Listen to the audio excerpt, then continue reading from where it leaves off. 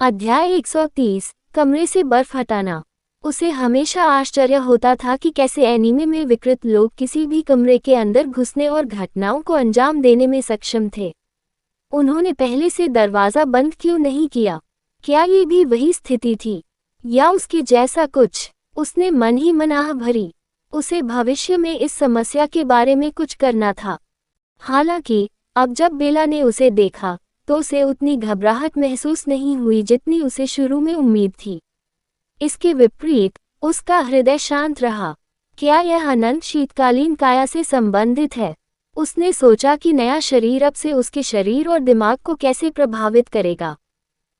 उसने बेला की ओर देखा, जो उसके चेहरे को आश्चर्य से देख रही थी, इससे पहले कि उसकी नज़र बर्फ और ठंड से ढके कमरे में घूमती थी। यह उसने बुदबुदाया, उसके स्वर में आश्चर्य का संकेत था। इस कमरे का क्या हुआ?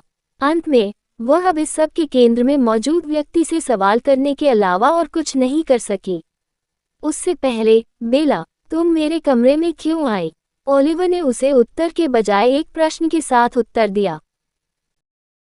यह एक सदियों पुरानी दिमागी रणनीति थी जहां किसी विशेष विषय से किसी का ध्यान हटाने के लिए पार्टी जवाब के बजाय सवाल का जवाब देती थी।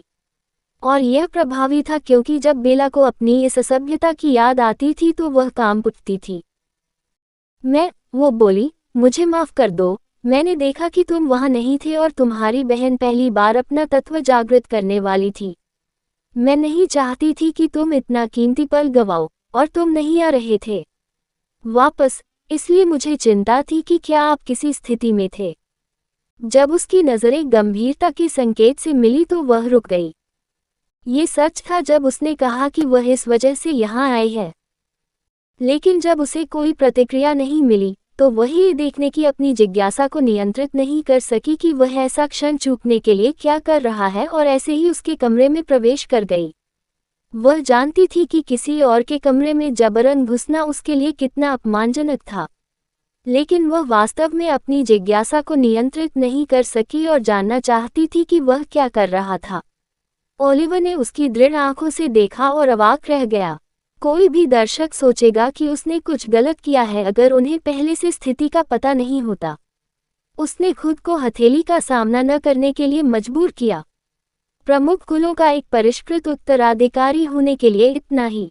ठीक है, अब जाओ, मैं बाद में आऊंगा। उसने अपना सिर हिलाया और उसे जाने के लिए कहा।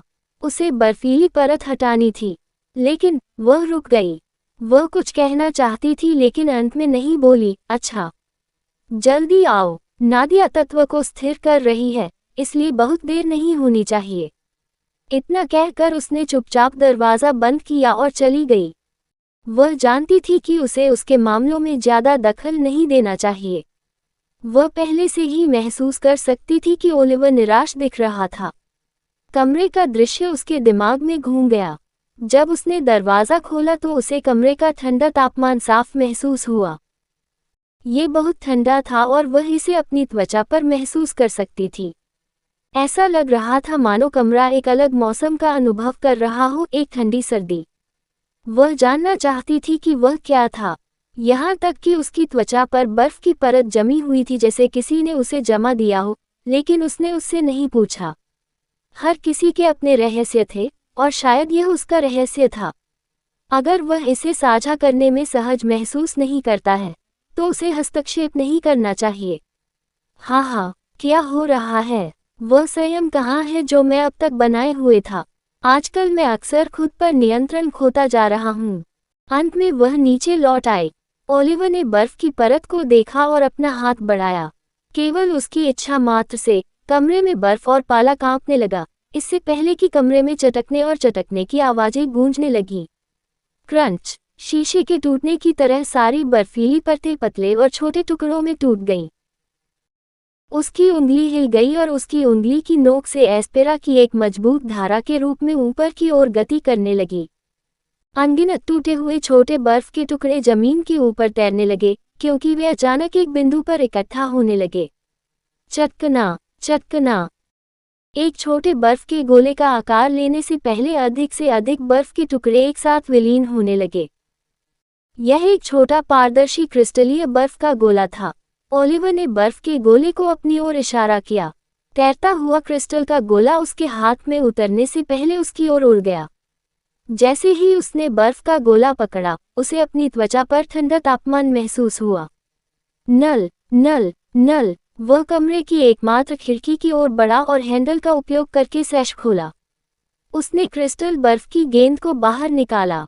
अगले ही पल बर्फ का गोला ठंडे पानी में बदलने और उसकी हथेली से बहने से पहले मथना और विकृत होना शुरू हो गया। उन्हें पहले से ही जल तत्व पर कुछ महारत हासिल थी, जो उनका पहला जागृत तत्व था, इसलिए यह कोई बड़ी बात नहीं थी कि वह बर्फ को वापस पानी में बदलने में सक्षम थे। ये सुनिश्चित करने के बाद कि सब कुछ सामान्य है, वह नीचे भी गया, जहां उसने देखा कि नादिया लगभग सब कुछ कर चुकी है। वह ठीक समय पर पहुंच गया। उसने अपनी आंखें खोली और चारों ओर देखा। जैसे ही ओलिवर ने उसे थम्स अप किया, उनकी नज़रें मिलीं। वह खड़ी हुई और एलिसन की ओर देखा। तो ये कौन सा है? उसने दिलचस्पी से सवाल किया।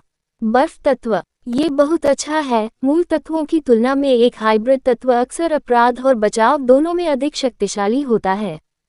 ये कहते हुए उसकी आंखें चमक उठीं। उसने चारों ओर देखा। यह कोई रहस्य नहीं है, और आप सभी को ऐसे चेहरे बनाने की जरूरत नहीं है। सच्चाई को स्वीकार करें। उसने अल्फोंसो और एम्बर पर नजर डालते हुए कहा, जो मुश्किल चेहरे बना रहे थे। आगे कहते हुए वह मुस्कुराई। हालांकि ये सब स्वयं व्यक्ति पर निर्भर करता है। पर्याप्त निपुणता के साथ, यदि पर्याप्त धार दी जाए तो सबसे कम आक्रामक तत्व भी एक घातक हथियार में बदल सकता है। मेहनती बने और निराश न हों। ये सुनकर उनकी अभिव्यक्तियां थोड़ी नर्म हो गईं, यद्यपि फिर भी थोड़ी कठोर हो गईं। अब जब आप सभी अपने तत्वों को जागृत करने में कामयाब हो गए हैं, तो वास्तव में शुरुआत करने का समय आ गया है। कहानी खत्म। अलविदा।